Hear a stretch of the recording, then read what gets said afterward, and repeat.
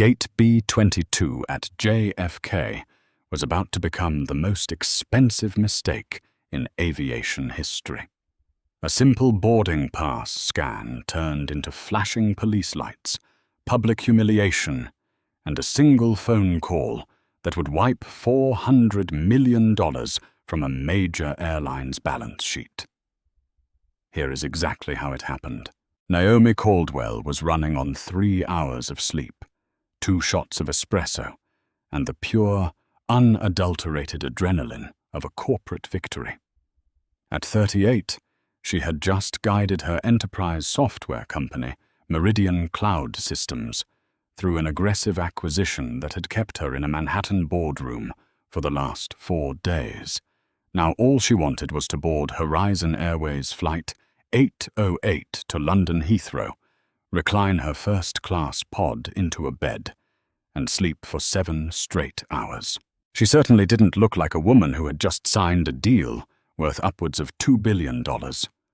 Stripped of her usual tailored power suits, Naomi was dressed for transatlantic comfort.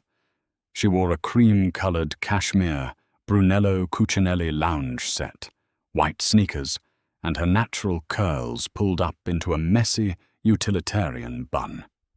The outfit was worth more than a decent used car, but to the untrained eye, it was just sweatpants. Terminal 4 was a zoo. Business travelers in wrinkled suits aggressively guarded power outlets, while families corralled screaming toddlers near the duty-free shops.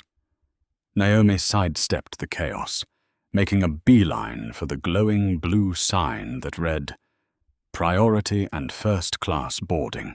Behind the podium stood Brenda Wilkins, a veteran gate agent whose tight smile and sharply pinned uniform suggested a woman who derived immense personal satisfaction from enforcing minor rules. Brenda was currently policing the boarding lanes with the intensity of a border guard. Naomi stepped onto the plush blue carpet of the priority lane, her phone already illuminated with the digital QR code of her $14,000 ticket. Brenda immediately stepped sideways, physically blocking the entrance to the lane. Her customer service smile was instantly deployed, though it didn't quite reach her eyes. "Excuse me, ma'am," Brenda said, her voice dripping with artificial sweetness. "We haven't called Group 4 yet. This lane is strictly for first-class and Diamond Elite members." Naomi paused, blinking away her exhaustion. She held up her phone. "I know.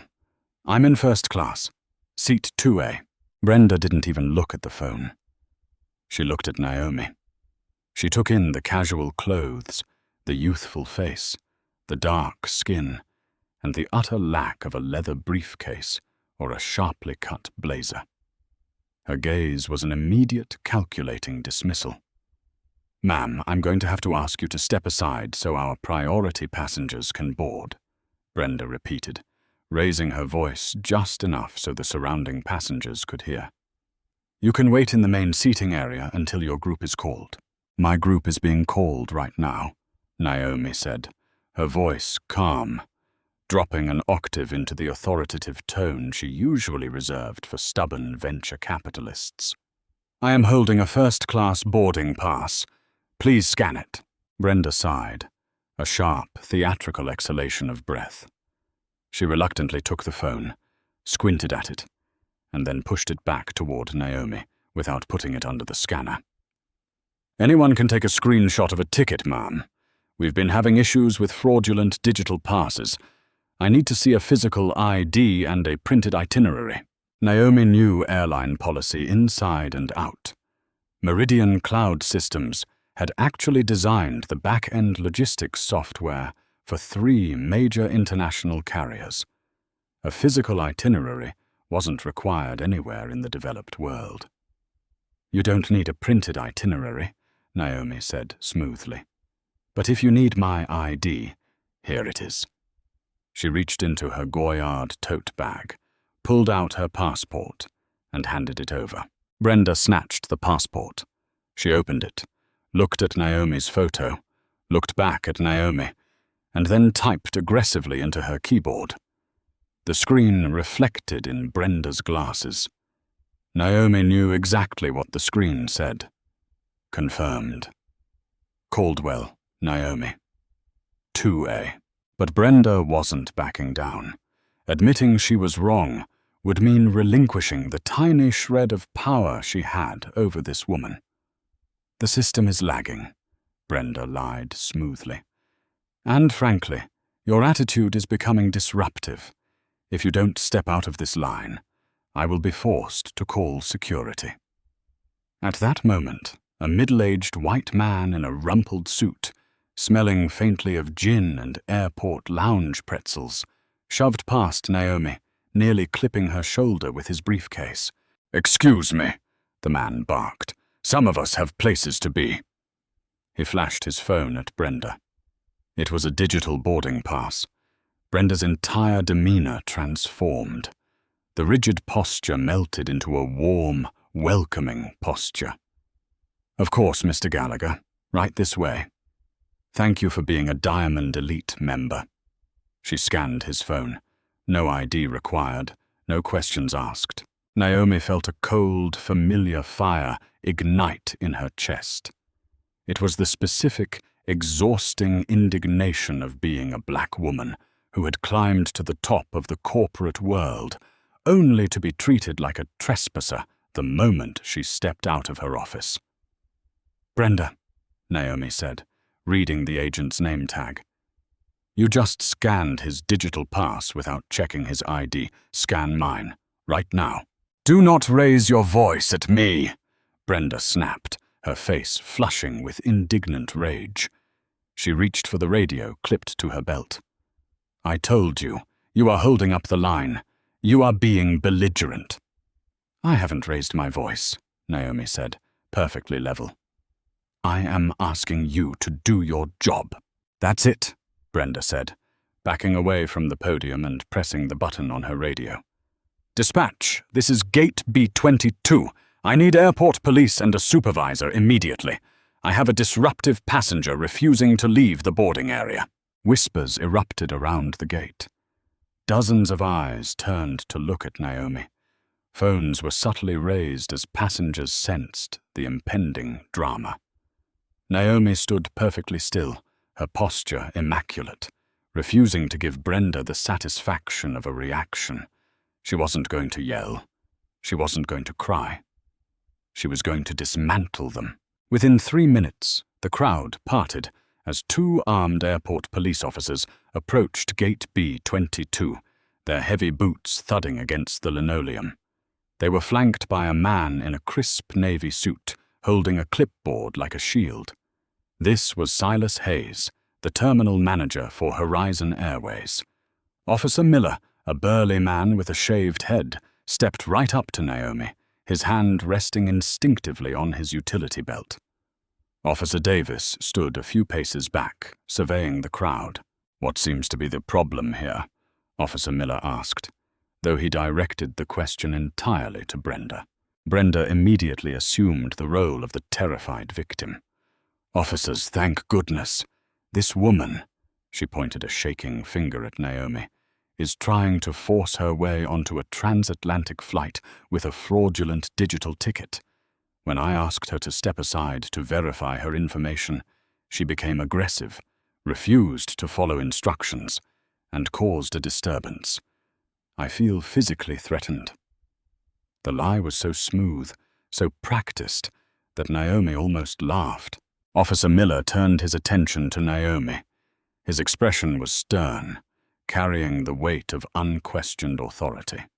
"Ma'am, grab your bags. You need to come with us." Or, "I am not going anywhere," Naomi said, her voice echoing clearly over the ambient noise of the terminal. "My name is Naomi Caldwell. I am the CEO of Meridian Cloud Systems. I am holding a valid first-class ticket to London, which your agent has refused to scan. I have provided my passport. I have not raised my voice, nor have I threatened anyone." Silas Hayes, the manager, stepped forward. He had the slick, polished look of a corporate middleman who had never faced a real crisis in his life.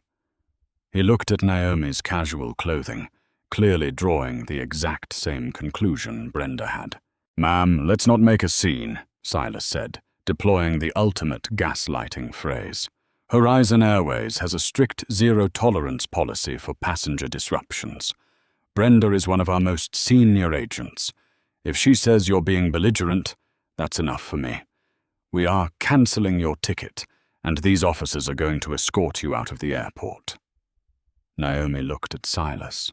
She didn't see a manager. She saw a spreadsheet anomaly, a redundancy that needed to be eliminated. "Silas," Naomi said slowly, "before you do something that is going to cost you your career, I strongly suggest you open your laptop, log into the Horizon corporate portal, and look up the master vendor file. Specifically, look up Meridian Cloud Systems." Silas scoffed, adjusting his tie. "I don't need to look up anything. I don't care who you work for. You are not flying Horizon today." "I don't work for them, Silas. I own them," Naomi corrected, her eyes locking onto his with terrifying intensity. "And Meridian Cloud Systems currently holds a $400 million corporate travel contract with Horizon Airways.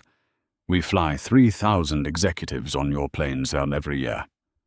Furthermore, we are currently in the final week of negotiations to overhaul your entire global booking architecture.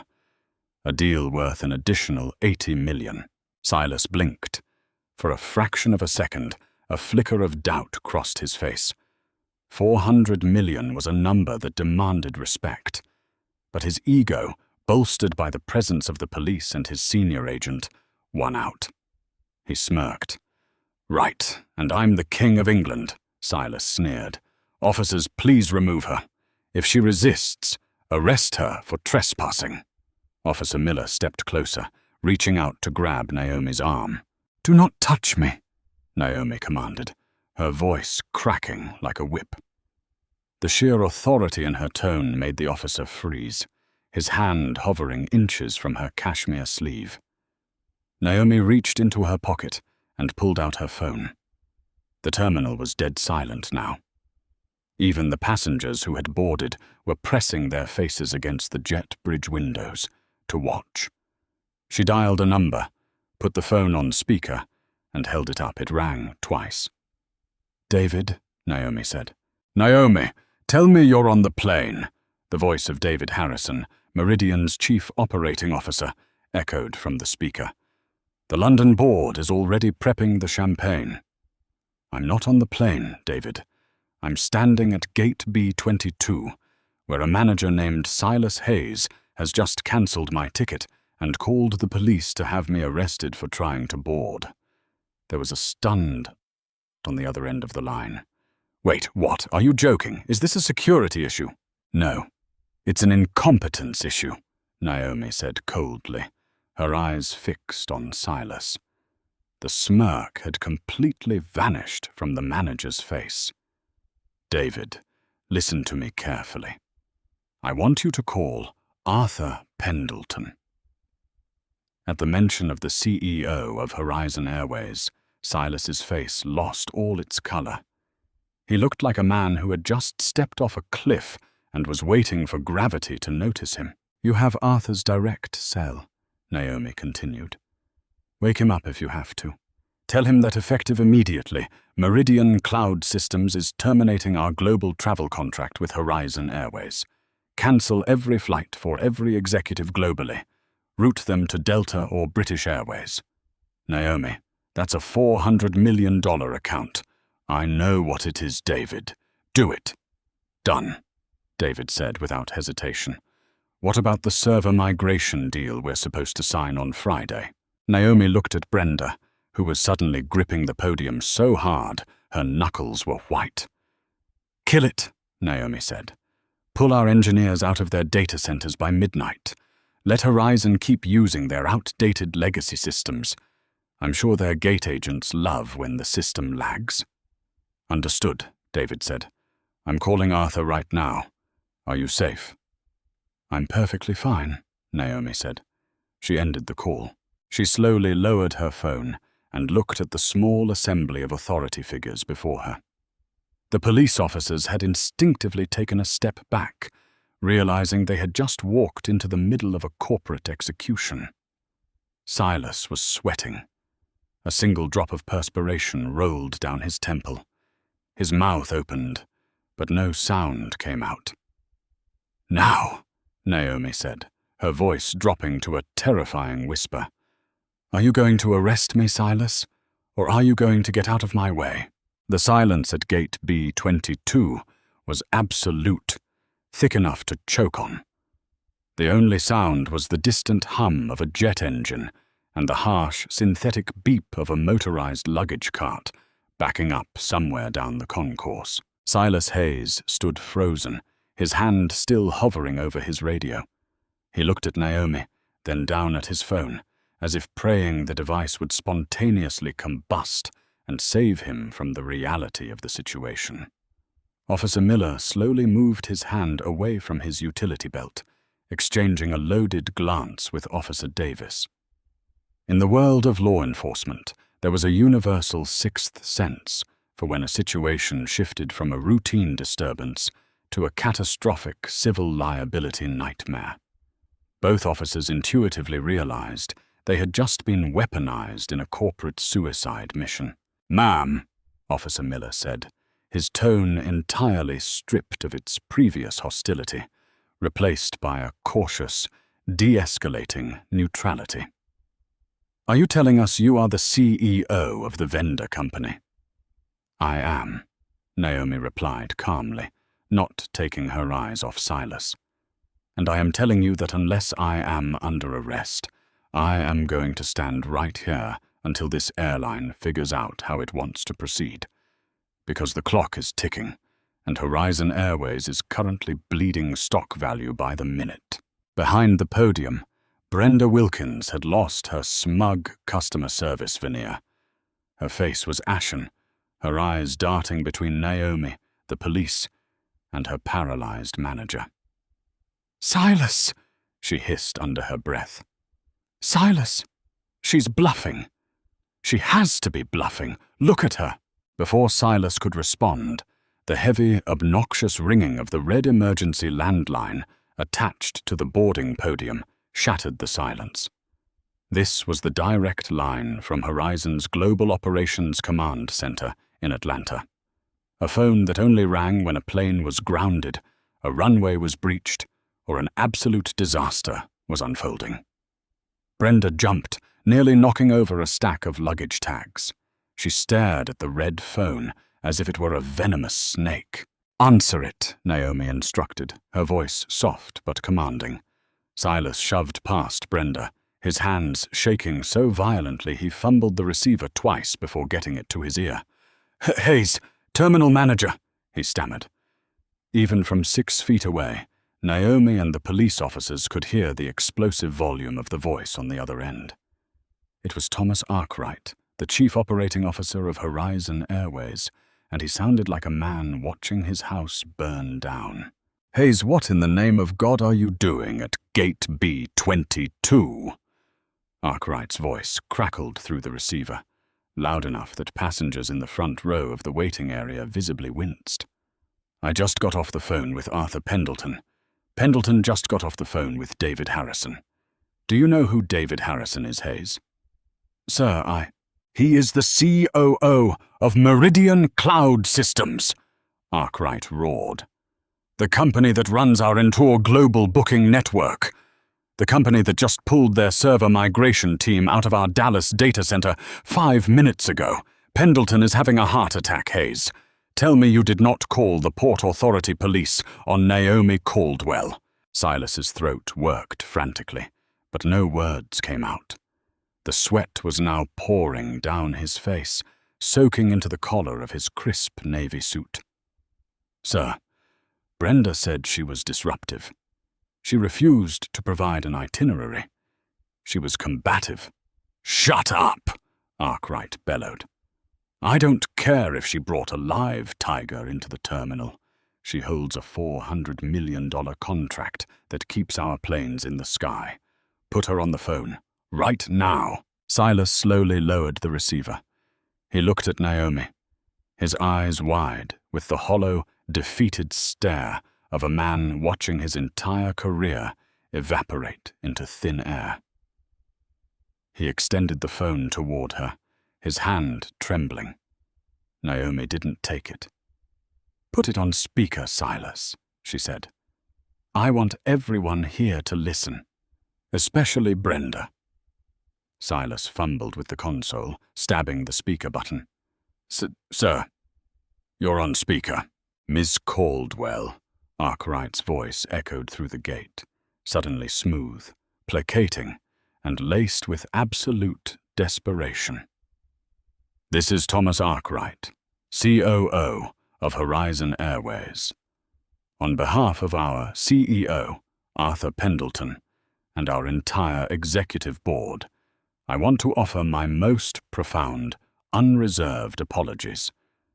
There has been a catastrophic breakdown in our customer service protocol." "It wasn't a breakdown in protocol, Thomas," Naomi said, stepping closer to the podium. "It was an exact execution of the protocol. Your agent demanded physical documentation that hasn't been required in a decade. When I provided my passport, she refused to scan my digital ticket. But when a white man, carrying a digital ticket, shoved past me, she scanned it immediately without asking for ID. Then she called the police." A low murmur of outrage swept through the crowd of delayed passengers.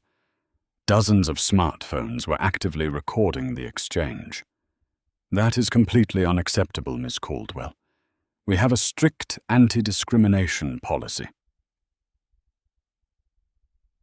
"Your policies are worthless if your people don't abide by them," Naomi interrupted, her tone clinical and devastating. "You didn't apologize when I was humiliated in front of 200 passengers. You apologized when my COO killed your server migration. You are not sorry for the discrimination, Thomas. You are sorry for the invoice." "Ms. Caldwell, please," Arkwright pleaded. "Arthur is begging you to reinstate the contract. If Meridian drops us, our booking engine will collapse by the end of the fiscal quarter. Name your terms, whatever you want." Naomi paused. She looked at Brenda, who was now quietly weeping behind the monitor, the reality of her actions finally crashing down upon her. She looked at Silas, who was staring at the floor. And she looked at the two police officers who had wisely retreated to the edge of the boarding lane. "I have 3 terms, Naomi announced, her voice echoing through the terminal. "First, the 214 passengers on this flight have been delayed because of your staff's incompetence. You will refund every single ticket on this plane to the original method of payment, and you will upgrade anyone who wants one to a first-class voucher for their next flight." Cheers erupted from the waiting area.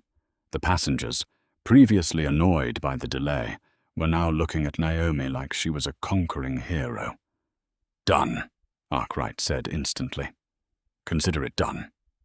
"Second," Naomi continued, "Silas Hayes and Brenda Wilkins are suspended, without pay, effective immediately, pending an independent termination review. And I want them escorted out of this terminal by the very police officers they called to arrest me." Brenda let out a choked sob. Silas closed his eyes. "Agreed," Arkwright said. There wasn't an ounce of hesitation in his voice. "They will hand over their badges right now." "And third," Naomi said, delivering the final blow, "Meridian Cloud Systems will not kill the server migration, but we are implementing a mandatory airline-wide audit of all passenger processing software. We are going to track every single instance where a gate agent manually bypasses a priority ticket or calls security. We will build an algorithm that flags discriminatory patterns in your boarding process, and Meridian is charging you an extra $20 million for the development of that software." Silence hung over the speakerphone for a long, painful 3 seconds. Arkwright knew he was being extorted. He also knew he had absolutely no leverage. "We will have the revised contract drafted by morning," Arkwright conceded quietly. "Ms. Caldwell, may I respectfully ask that you board the aircraft now? The captain is holding the doors specifically for you." "Thank you, Thomas," Naomi said. She gestured to the phone. "Hang up, Silas. Then give your badge to Officer Miller." 10 minutes later, the flashing lights of the police cruisers outside the terminal window had faded. Silas and Brenda had been stripped of their credentials and quietly marched out of the gate area by Officers Miller and Davis, completely humiliated in front of a cheering crowd of passengers. A terrified junior gate agent had been rushed over from a neighboring gate. She scanned Naomi's digital pass with trembling hands, bowing her head slightly as the machine chimed a cheerful green beep. "Welcome aboard, Miss Caldwell," the young woman whispered. Naomi walked down the jet bridge. The adrenaline was finally beginning to wear off, replaced by the heavy, pulling gravity of exhaustion. She stepped onto the Boeing 777. The flight attendants, who had undoubtedly been briefed by the cockpit on exactly who was boarding, greeted her with terrified reverence, immediately offering her a glass of Dom Perignon. Naomi took the champagne and turned left into the first-class cabin. The cabin was softly lit, the plush, private pods designed for maximum isolation. Naomi walked down the aisle towards seat 2A. As she approached, she noticed a man sitting in seat 1A, aggressively typing on his laptop, a half-empty glass of gin on his armrest. It was Mr. Gallagher, the man who had shoved past her at the gate. The man whose digital ticket had been scanned without question. Naomi stopped in the aisle. She looked at him. Really looked at him. She noticed the subtle silver lapel pin on his rumpled suit jacket. It was a tiny, stylized wing emblem. Horizon Airways corporate insignia. A cold smile touched Naomi's lips. The puzzle pieces violently snapped together. She pulled out her phone, opened the Horizon vendor directory that her company managed, and typed in the name Gallagher. A photo popped up. Philip Gallagher, Regional Director of Customer Experience, Horizon Airways. He wasn't just a privileged passenger. He was the executive in charge of the very customer service culture that had just tried to have her arrested. He had watched the entire altercation at the gate, watched Brenda lie, watched the police arrive, and he had done absolutely nothing. He had simply boarded the plane, comfortable in the system he had helped build. Naomi took a slow sip of her champagne. She stepped forward and tapped her manicured fingernail against the top of Gallagher's privacy partition. Gallagher looked up, annoyed. When he saw who it was, his eyes widened slightly, a flash of recognition and sudden discomfort crossing his face. "You're the woman from the gate," Gallagher said defensively.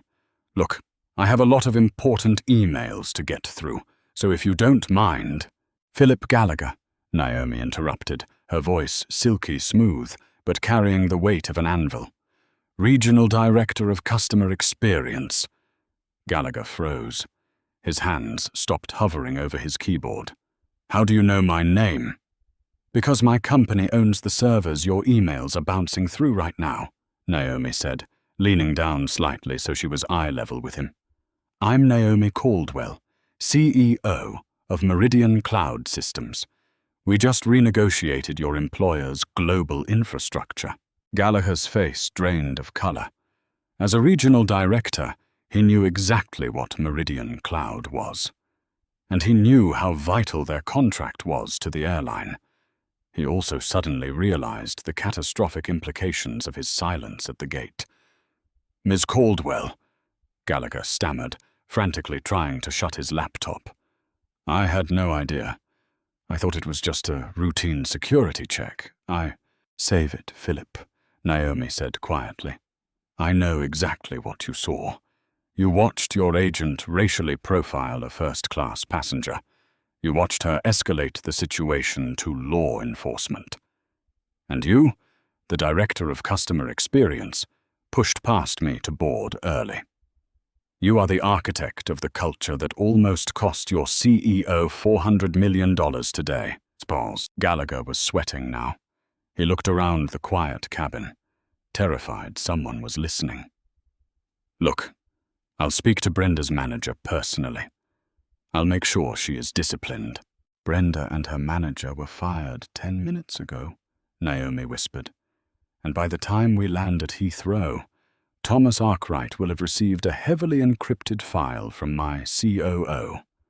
It contains a draft of a press release detailing tonight's incident, along with security footage of you bypassing the ID check while I was threatened with arrest. Gallagher swallowed hard, his Adam's apple bobbing. What do you want? I want a new director of customer experience, Naomi said, her smile utterly devoid of warmth.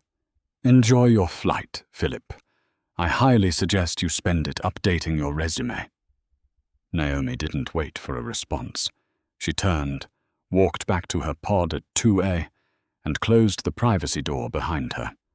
She placed her champagne glass on the console, reclined the heavy leather seat into a flatbed, and pulled the cashmere blanket over her shoulders. As the massive jet pushed back from the gate, soaring into the dark skies over New York, Naomi Caldwell closed her eyes. She had lost an hour of sleep, but she had gained $20 million, completely overhauled an airline's corporate culture, and fired 3 racists, all before takeoff. She was going to sleep very, very well. Corporate titles and wealth don't shield you from prejudice, but knowing your worth gives you the power to fight back. Naomi's story proves that systemic disrespect costs more than just reputation. It costs millions. If you loved this story of ultimate corporate karma, hit that like button. Share this video with someone who needs to see a boss in action, and subscribe to the channel for more incredible real-life drama. What would you have done? Let us know below.